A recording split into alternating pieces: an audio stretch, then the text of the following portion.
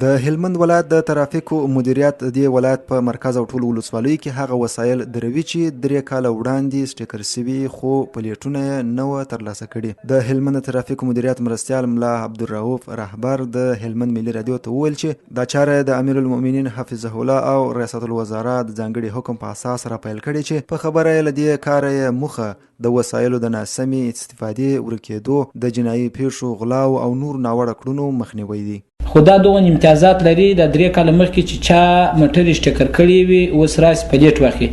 دا یعنی په ټول افغانستان کې ګرځیدای شي هر ولایت تلای شي یعنی د دغه امتیازات دغه نم ډیر دی دغه ګټه ده چې کمریز وي کار مشکل وي هر ولایت تلای شي دغه وسایل چې دغه سټیکر سوي پلیټ واخلي. بلخوا هلمند کې موټر چلونکي عبدالهادي او عبدالباري د ترافیکو مدیریت لدی اقدام هرکلی کوي او وايي په دې کار سره به موټر ثبت او رجستر سي چې په باور یې وسایل به له غلا ناسم استفادې او ورکېدو وژغورل سي. هر ځای چې موږ یا دغه کللی یا دغه سوي ډېره ګټه موږ ته کوي چې کمپیوټر باندې دغه موږ پر اطمینانیانو چې هر ځای دغه کوم موږ اوس په ښار کې د چا رقم موږ اطمینانیانو دونه دغه نه صورت کوي ولې کمپیوټر سره ثبت یې ګر جنایي پیښې به کمې سي اغلا او مخه به ونیسي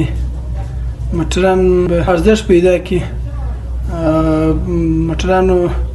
د غلا مخنیوی به وشي دا ډېرې ګټې لري. د یادونې وړ ده چې د ترافیکو مدیریت د هلمند په مرکز لښکرګاه ښار او ټولو ولسوالیو کې د سټیکر لرونکو وسایلو او موټرو لپاره د نمبر پلیټونو د ورکړې پروسه له تیرو څو ورځو راهیسې راپیل کړې او هغه وسایل یا هم موټر دروي چې د سټیکر موده یې 3 کاله تېره سوې وي. دې ورځو کې ډیری دا ډول وسایل د ترافیک مدیریت له لوري درول سوي ترڅو نمبر پلیټونه ترلاسه کړي.